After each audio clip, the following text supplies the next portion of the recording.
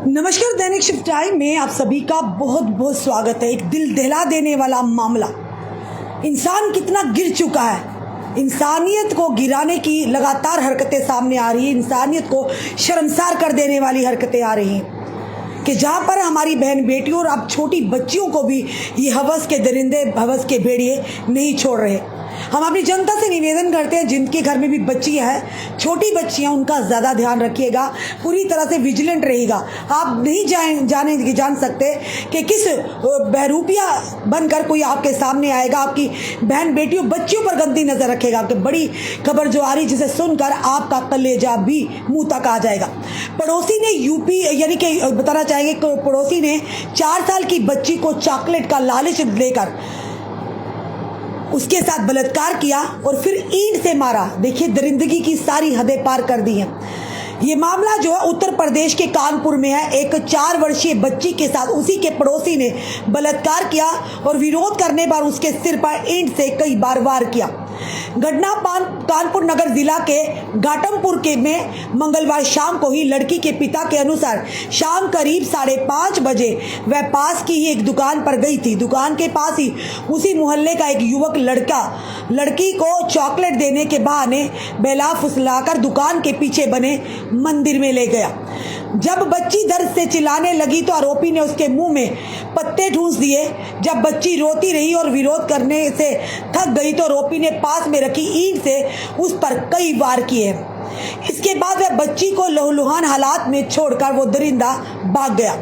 आरोपी के लिए सख्त सजा की मांग करते हुए लड़की के पिता ने कहा, मेरी बेटी शाम करीब 5:30 बजे यानी पास की दुकान पर गई थी। जब वह 10 से 15 मिनट तक वापस नहीं लौटी तो उसकी मां उसे खोजने गई। जब उसने दुकानदार से पूछा तो उसने बताया कि हमारी बेटी वहां नहीं गई थी। मेरी बेटी दुकान तक भी नहीं पहुंची। हमारे इलाके का एक आदमी उसे उठाकर बाजार के पीछे झाड़ियों के पीछे ले गया। पिता ने बताया कि वह व्यक्ति उनके घर के बगल में रहता है। उन्होंने कहा, कोई दुश्मनी नहीं है, बस कुछ मामूली विवाद है जो किसी भी मोहल्ले में होता है। मुझे लगता है कि उसके माता पिता ने उसे ऐसे करने के लिए मजबूर किया है। पिता को अभी भी संदेह है कि उनकी बेटी हमले से बच पाएगी या नहीं। वैसे हालात में है कि शायद बच ना पाए। ये स्पष्ट रूप से उसकी जान लेने की कोशिश की है। मुझे नहीं पता कि वह अभी तक कैसे जीवित है, उसके पिता ने कहा। उसे स्थानीय अस्पताल ले जाया गया, जहां उसके प्राथमिक उपचार किया गया और बाद में उसे गंभीर अवस्था में कानपुर जिला अस्पताल रेफर कर दिया गया। स्थानीय पुलिस ने बताया कि उसे जिला अस्पताल ले जाने के लिए ग्रीन कॉरिडोर बनाया गया, जिसमें यातायात मुक्त मार्ग था। फिलहाल जांच चल रही है। खुद सोचिए, दरिंदगी की, शर्मिंदगी की सारी हदें पार किया इस दरिंदे ने। यानी हमने इसीलिए आपको कहा कि सतर्क रहिए, सावधान रहिए, विजिलेंट रहिए कि किस तरह से हवस के बेड़िए पूरी तरह से चौकसी बरतते हैं। कब हमारी बहन बेटियां बच्चियां उनके हाथ चढ़े और उनके साथ उनकी असमत को लूटे, उन्हें जान से मारने की कोशिश करें। एक 4 साल की महज बच्ची, खुद सोचिए कि हम समाज में कहाँ लेकर समाज को जा रहे हैं, किस हद तक इंसान गिरता जा रहा है। गिरावट की सारी हदें पार कर दी। पिछले दिनों हमने बताया था 3 साल की बच्ची के साथ एक दरिंदे ने किस तरह से बलात्कार किया था और उसके बाद अब 4 साल की बच्ची, जो कि पता भी नहीं उसके साथ हुआ क्या है, वो 4 साल की बच्ची जिंदगी और मौत की लड़ाई लड़ रही है। यानी उसके साथ, उस 4 साल की बच्ची के साथ उस दरिंदे ने बलात्कार किया और उसके बाद उसे ईंट से मारने की कोशिश की, उसके मुंह में पत्ते ठूंसे।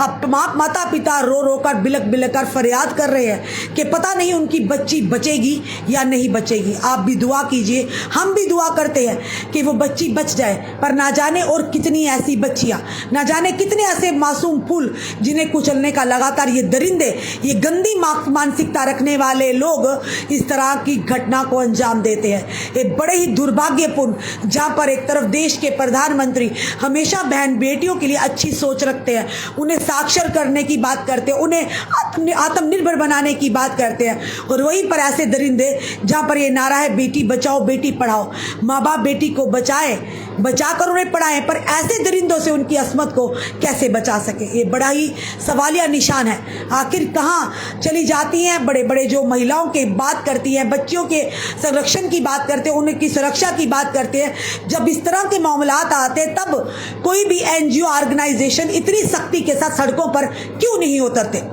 जब जैसे कि सियासी मुद्दों में वो उतरते हैं। ये बड़ा एक सवाल प्रश्न चिन्ह है उन महिला ऑर्गेनाइजेशंस के लिए जो बनाती हैं और जिनकी वो हेड करती हैं। बड़े बड़े NGOs हैं, बड़े बड़े ट्रस्ट बनाए गए हैं महिलाओं के लिए। इस समय वो कहाँ है जब एक बच्ची जिंदगी और मौत की लड़ाई लड़ती, जब हमारी बहन बेटियों के साथ अभद्र व्यवहार होता है, तब भी कहीं ना कहीं रसूखदार या पॉलिटिकल इन्फ्लुएंस होने के नाते वो मामले दब जाते हैं। इसीलिए दबते हैं कि आज किसी और की कला हो सकता, हमारी और आपकी बहन बेटी के साथ भगवान ना करे कभी किसी दुश्मन की बेटी के साथ भी ऐसा हो। इसीलिए समाज को एक साथ होके राजनीति धर्म जाति से पीछे हटकर इनके खिलाफ आवाज उठानी होगी, बुलंद आवाज। खुद सोचिए उस 4 साल की बच्ची का क्या दोष था, जिसे ये भी नहीं पता वो दुकान में हो सकता कोई टॉफी या चॉकलेट लेने के लिए। उस दरिंदे ने किस तरह से उस बच्ची को चॉकलेट का लालच दिया और उसके बाद उसे एक दुकान के पीछे एक मंदिर वहां पर लेकर गया और उस बच्ची के साथ दुष्कर्म किया। वो यही नहीं बल्कि उसके मारने की कोशिश भी की जब छोटी बच्ची ने विरोध किया। कुछ सोचिएगा क्या बीत रही होगी उस बच्ची के ऊपर, क्या बीत रही होगी उस माँ बाप के ऊपर जिन्होंने अपनी फूल जैसी बच्ची को सामने जिंदगी और मौत की लड़ाई लड़ते देखा होगा। हम माता पिता से निवेदन करते हैं कि अपनी बच्चियों को ये एजुकेट कीजिए, उन्हें ये समझाइएगा। बैड टच गुड टच के बारे में तो चल रहा, पर ये भी बताइएगा कि अगर आपको कहीं कोई चॉकलेट टॉफी या अन्य किसी चीज़ का लालच देता है तो बच्चों को बोलिएगा उसमें झांसे में ना आइए। माँ बाप समझा सकते हैं, पर फिलहाल एक बड़ी ही दुर्भाग्यपूर्ण फिर से देश के यूपी से मामला सामने आ रहा है, जहां पर एक 4 साल की बच्ची को चॉकलेट का लालच देकर उस बच्ची के साथ दुष्कर्म किया गया। यही नहीं बल्कि उस बच्ची को मारने की कोशिश भी की गई और ये जालिम, ये दरिंदा उस बच्ची को लहूलुहान छोड़कर वहीं पर भाग गया। शायद वो बच्ची जान ही गवा बैठती अभी तक, पर माँ बाप ये कह रहे हैं पता नहीं किस तरह से वो बच्ची अभी तक सांसें ले रही है। हम यही प्रार्थना करते हैं भगवान उस बच्ची की सांसों को बख्श दे, उसके माँ बाप को इस गम से लड़ने की शक्ति और ताकत दे। और कानून यानी अगर बात करें योगी आदित्यनाथ जी की, तो आप तो बलडोजर बाबा के नाम से जाने जाते हैं। योगी आदित्यनाथ जी, इस केस पर भी आप ध्यान दीजिएगा। ऐसे आरोपियों को सीधा फांसी होनी चाहिए। जनता का क्या राय है जरूर कमेंट बॉक्स में कमेंट कीजिएगा और इस वीडियो को शेयर कीजिएगा। जुड़े रहिए ऐसे हमारे साथ अगले अपडेट के लिए। जय हिंद, जय भारत।